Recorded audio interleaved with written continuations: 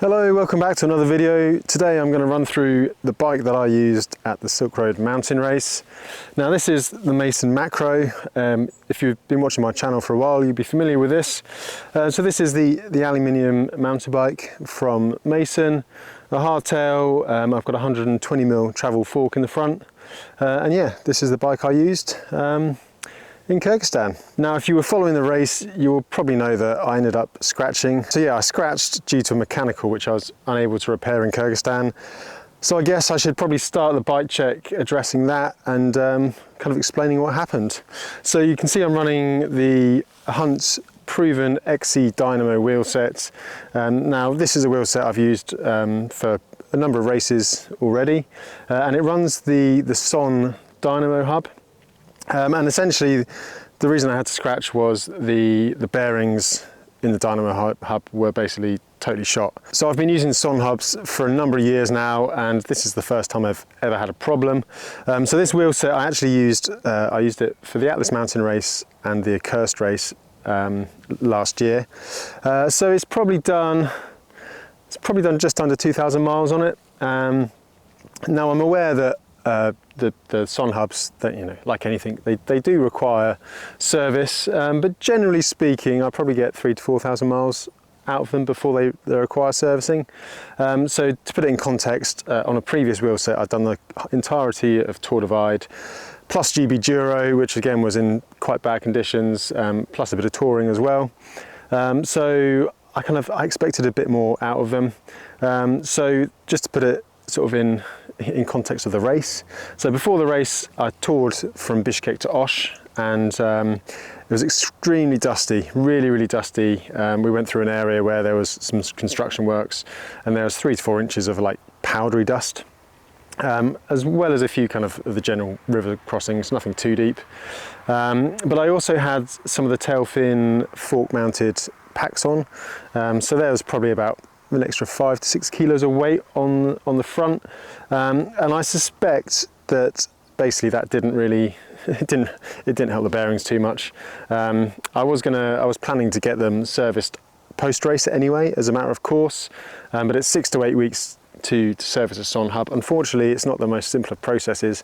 You need to debuild the wheel, send the hub back to Son, and then they have to undo the casing and put new bearings in. So pretty much I didn't give myself enough time to do it pre-race, so my plan was to get it done post-race, but it wasn't enough.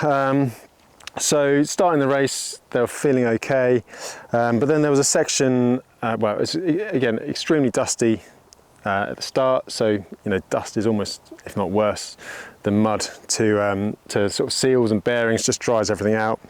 And then we had a section of hiker bike with some pretty sketchy river crossings, so definitely the hub was submerged numerous times, and I suspect the water got in there, and I came off the end of that section feeling, I could feel a little bit of play. Now normally when they start to go, you feel a little bit of play, and you've probably got, you know, 500-600 miles left in there before it gets really bad, but it deteriorated fast, and yeah, this was probably 3 days into the race. And then on the morning of the 5th day, slept up on Arabelle Plateau.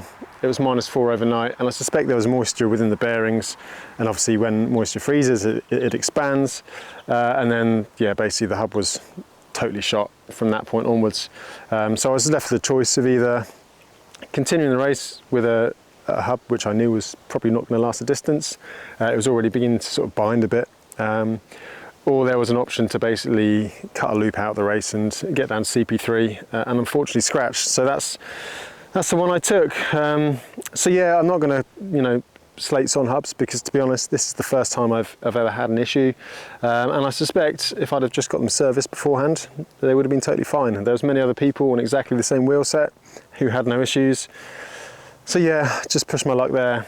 It's just unfortunate because I was riding really well in the race, and yeah, it's just not great to be forced out by a mechanical when you're going well, and I had no physical problems myself. So yeah, so that's the wheel set.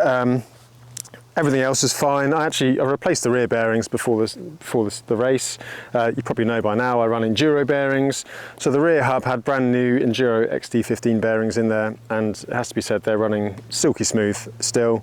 And they have the same abuse, the same dust, the same river crossings as everything else. So I'm not sure what bearings Son use. Maybe I can get them to get some Enduro bearings in there for future. Speaking of Enduro bearings, I also ran the bottom bracket. Now this is the same bottom bracket I've had on all year. And again, still running silky smooth. I'll probably just pop the seal off and put some grease in, knowing what it's gone through over the last few weeks. But yeah, plenty of life in there. So yeah, big fan of Enduro bearings. On to the group set. Now this is unchanged since the Hellenic mountain race and the Atlas mountain race. So it's a bit of a mix, mainly SLX, Shimano SLX mechanical 12-speed. The reason I've gone for SLX over XT, to be honest, it's budget at the moment. You know, things are tight, and Masons support me with the bikes, and yeah, they kind of, it's just a bit cheaper, and I don't think there's really any difference in performance. I probably would choose XT if I had the choice. I wouldn't go to XTR for this kind of thing. I just don't see the need.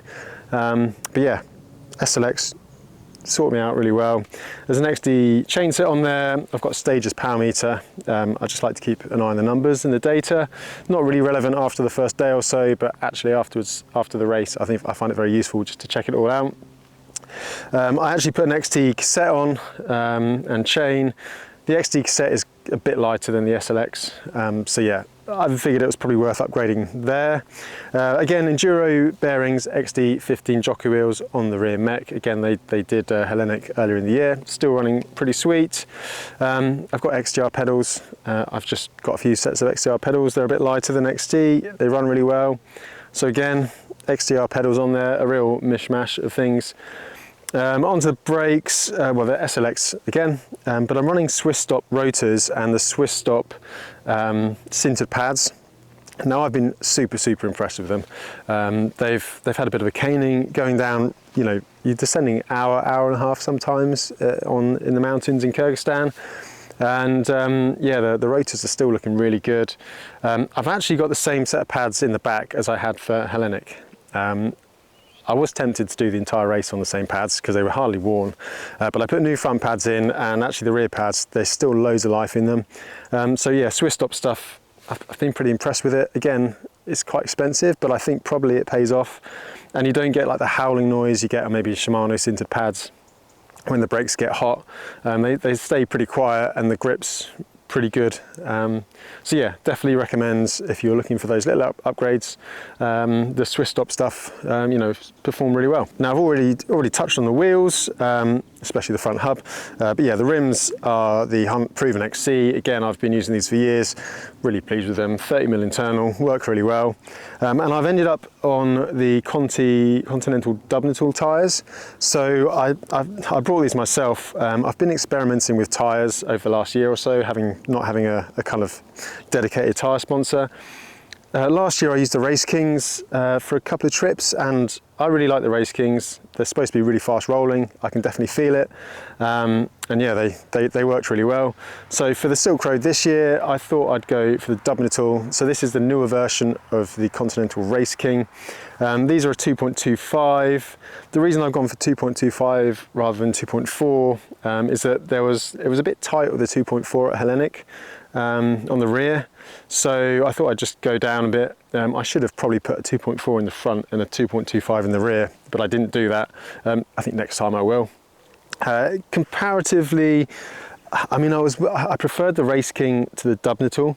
I just found a couple of the side knobs on the rear have basically torn off, and they seem a bit more delicate than the Race King. These were the trail casing, so they do like a race casing and a trail casing. Trail casing obviously has a bit more puncture resistance on there. I figured for Kyrgyzstan, you know, it's a wild country, you're not going to get replacements. If you tear a tyre, you've got to fix it. So yeah, I thought a bit of extra security and safety would be preferable. But yeah, they still roll really fast, like the Race Kings. I do like them, and I think on balance I'd probably run them again for another ultra. Onto the seat post and saddle. If you've been watching what I do, you'll know that I'm a big fan of Redshift. So this is the Redshift race seat post. I do think that some kind of rear suspension is beneficial for pretty much all of these off-road ultra races. Obviously, if you've got a full suspension mountain bike, then that's a great option, and you get a bit more benefit on the fast descents. But even just sitting and taking the edge off the bumps, especially in Kyrgyzstan, there's lots of roads with corrugations on them, and just being able to sit down and ride over them makes a big difference. So this is the Redshift race seat post. It's got 20 mil of travel just on some little elastomers, and I really rate it. I used it last time in 2023 when I did Silk Road race, and yeah, really great. I can't recommend it enough if you're running a hardtail. It's definitely an upgrade that's relatively inexpensive and makes a big difference. It will be a bit heavier than a carbon seat post, for example, but I think the benefit of running it far outweighs the weight, the extra weight. The saddle. Again, I've been running these for the last couple of years now from Ergon. SR Allroad Core Pro saddle. I find it really comfy, and yeah, I mean, if it ain't broke, don't fix it. So yeah, big fan of the Ergon stuff. So onto the bars and cockpit area. So actually I'm running these bars from Mount Zoom, small British brand, actually run by my friend.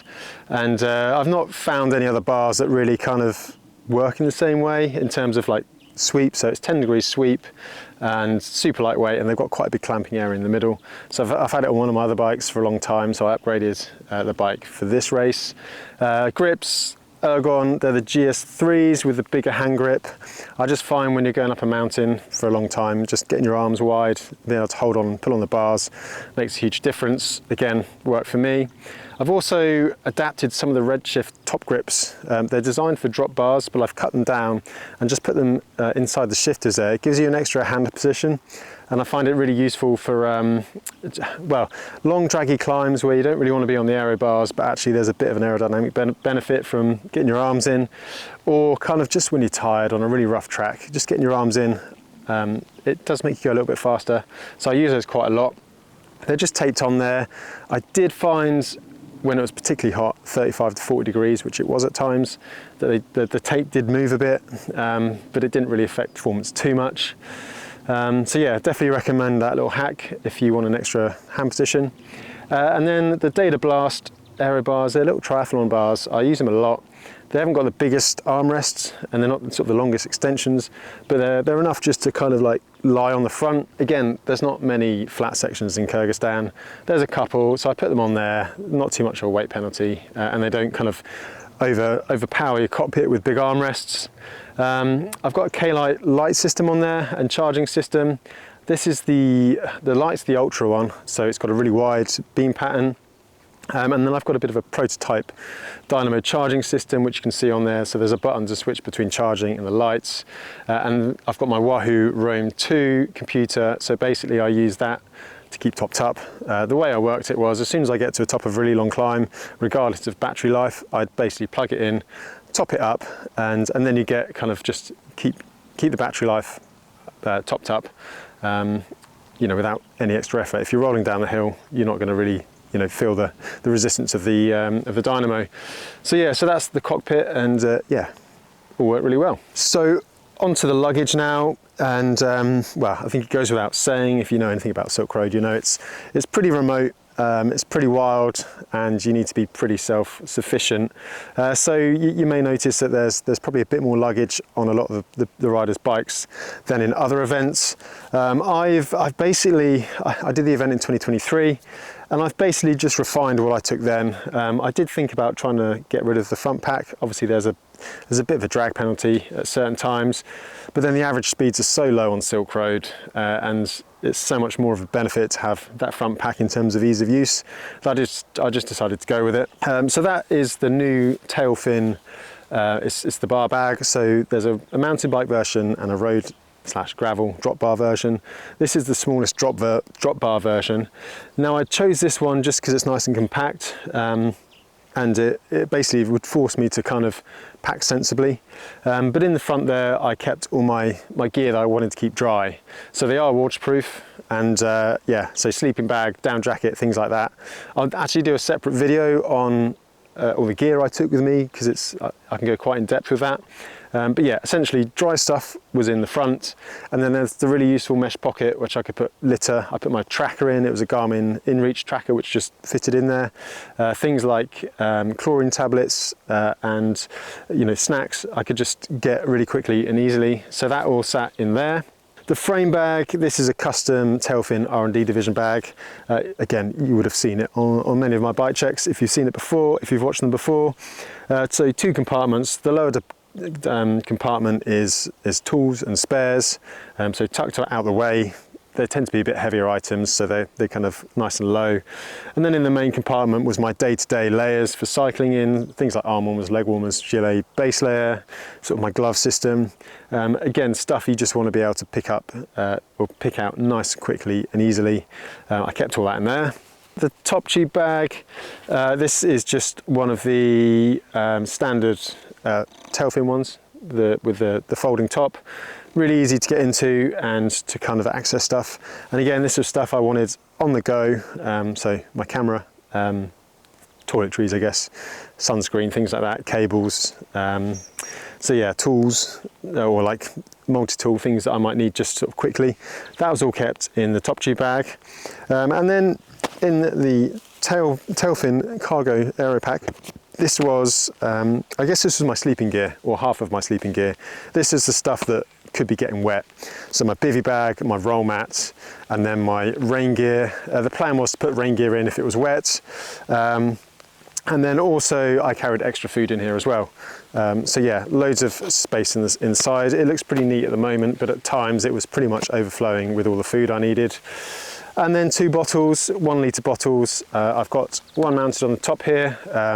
There's a lot of animals grazing in Kyrgyzstan, and last time I had one on the down tube, and you just end up getting basically animal poo all over your bottle. So I wanted that up there, and then the other one here. Water's not really an issue, there's lots of it, you just have to treat it. So 2 bottles was enough for me, and I'm not a fan of a vest, so yeah, that worked really well. So yeah, that's it. That is the bike that I used for the Silk Road mountain race. I'll do another video on all the kit I took with me, and yeah, thanks for watching. See you in the next one.